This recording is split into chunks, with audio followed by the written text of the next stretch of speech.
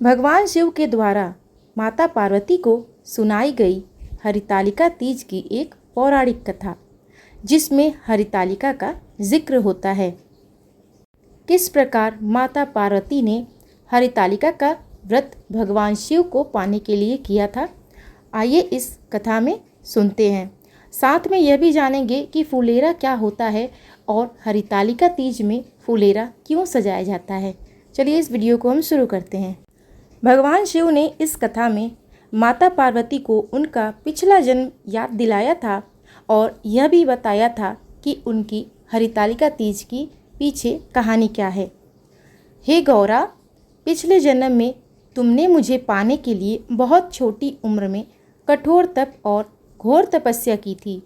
तुमने ना तो कुछ खाया था और ना ही कुछ पिया, बस हवा और सूखे पत्ते चबाए। जला देने वाली गर्मी हो या कपा देने वाली ठंडी, तुम नहीं हटी, डटी रही। बारिश में भी तुमने जल नहीं पिया। तुम्हें इस हालात में देखकर तुम्हारे पिता दुखी थे।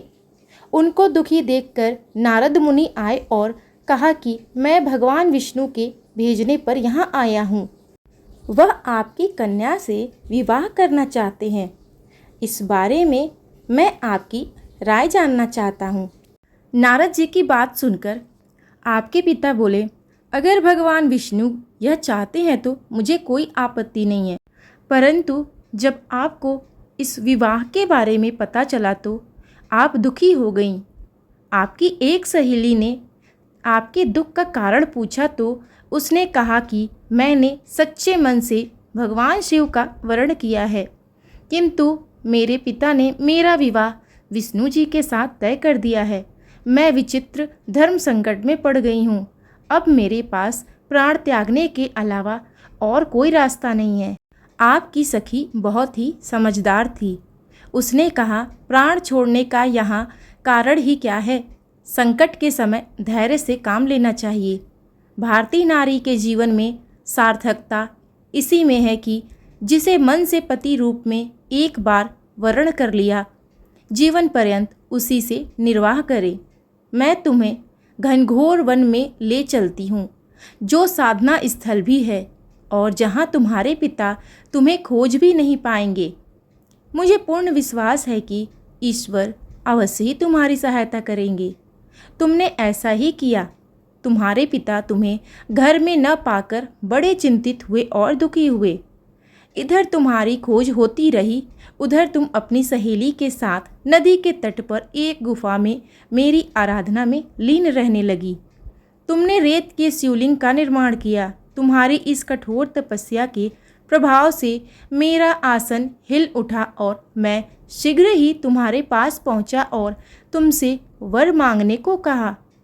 तब अपनी तपस्या के फलीभूत मुझे अपने समक्ष पाकर तुमने कहा, मैं आपको सच्चे मन से पति के रूप में वर्ण कर चुकी हूँ। यदि आप सचमुच मेरी तपस्या से प्रसन्न होकर यहाँ पधारे हैं तो मुझे अपनी अर्धांगिनी के रूप में स्वीकार कर लीजिए। तब तथास्तु कहकर मैं कैलाश पर्वत पर लौट गया। उसी समय गिरिराज अपने बंधु बांधवों के साथ तुम्हें खोजते हुए वहाँ पहुँचे। तुमने उन्हें सारी बात बताई और कहा कि मैं घर तभी जाऊंगी अगर आप महादेव से मेरा विवाह करेंगे। तुम्हारे पिता मान गए और उन्होंने हमारा विवाह करवाया। इस व्रत का महत्व है कि मैं इस व्रत को पूर्ण निष्ठा से करने वाली प्रत्येक स्त्री को मनवांछित फल देता हूँ। इस पूरे प्रकरण में तुम्हारी सखी ने तुम्हारा हरण किया था, इसीलिए इस व्रत का नाम हरतालिका व्रत हो गया। इस व्रत से जुड़ी एक मान्यता यह भी है कि इस व्रत को करने वाली स्त्रियां पार्वती जी के समान ही सुखपूर्वक पति रमन करके शिवलोक को जाती हैं।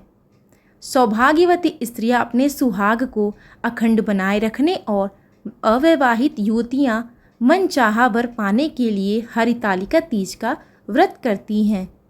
इस दिन व्रत करने वाली स्त्रियां सूर्योदय से पूर्व ही उठ जाती हैं और नहाकर पूरा श्रृंगार करती हैं। पूजन के लिए केले के पत्तों से मंडप बनाकर गौरी शंकर की प्रतिमा स्थापित की जाती है। इसके साथ पार्वती जी को सुहाग का सारा सामान चढ़ाया जाता है। रात में भजन कीर्तन करते हुए जागरण कर 3 बार आरती की जाती है और शिव पार्वती विवाह की कथा सुनी जाती है। इस व्रत के व्रती को शयन का निषेध है। इसके लिए उसे रात्रि में भजन कीर्तन के साथ रात्रि जागरण करना पड़ता है। प्रातःकाल स्नान करने के पश्चात श्रद्धा एवं भक्ति पूर्वक किसी सुपात्र सुहागिन महिला को श्रृंगार सामग्री, वस्त्र, खाद्य सामग्री, फल, मिष्ठान एवं यथाशक्ति आभूषण का दान करना चाहिए। रेत के शिवलिंग बनाए तो उनका जलाशय में विसर्जन जरूर किया जाता है और खीरा खाकर व्रत को संपन्न किया जाता है। इस व्रत को पूरी श्रद्धा के साथ बिना अन्न और पानी के व्रत किया जाता है। इस व्रत को करने से अखंड सौभाग्यवती का वरदान मिलता है। इस व्रत को करने से घर परिवार में सुख समृद्धि भी बनी रहती है और माता पार्वती और भगवान शिव की पूजा अर्चना से, उनकी आराधना से उनका आशीर्वाद भी हमें प्राप्त होता है। और इस पूजा के लिए भगवान शिव और माता पार्वती के लिए एक मंडप के रूप में फुलेरा तैयार किया जाता है। आइए उस फुलेरे के बारे में हम जानते हैं। हरितालिका तीज पर फुलेरा का विशेष महत्व है। फुलेरा फूलों और पत्तियों से बना एक प्रकार का मंडप या आभूषण है जिसे भगवान शिव और माता पार्वती की पूजा के दौरान शिवलिंग के ऊपर चढ़ाया जाता है। यह प्रकृति की सुंदरता और देवी पार्वती के प्रति समर्पण का प्रतीक है और माना जाता है कि इसे चढ़ाने से भगवान शिव प्रसन्न होते हैं। हरितालिका तीज पर फुलेरा बनाने के लिए विभिन्न प्रकार के फूलों, अशोक और आम की पत्तियों का उपयोग किया जाता है, जिन्हें मालाओं में पिरोया जाता है। 5 मालाओं में एक मंडप बनाया जाता है जिसे शिवलिंग के ऊपर स्थापित किया जाता है।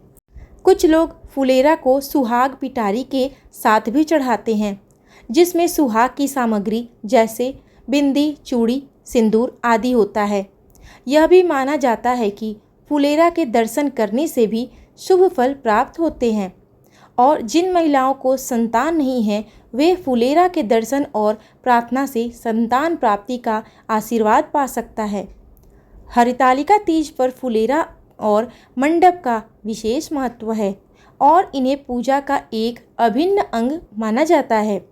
फुलेरा बनाने के लिए आप विभिन्न प्रकार के फूल, अशोक, आम, चंपा, कनेर आदि सामग्रियों से एक माला की तरह एक धागे में पिरोकर फुलेरा तैयार कर सकते हैं। फुलेरा के लिए 5 माला पत्तियों के साथ पिरोकर मंडप तैयार करें। मंडप को शिवलिंग के ऊपर स्थापित करें। प्रकृति की सुंदरता का प्रतीक होता है फुलेरा। देवी पार्वती के प्रति समर्पण का प्रतीक होता है फुलेरा।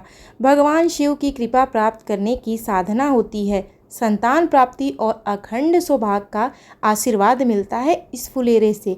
इसलिए भगवान शिव की पूजा के समय हरितालिका तीज में हमें स्वयं एक फुलेरा जरूर तैयार करना चाहिए और उसके पश्चात ही हमें पूजा शुरू करनी चाहिए। यह थी आज की वीडियो। हर हर महादेव।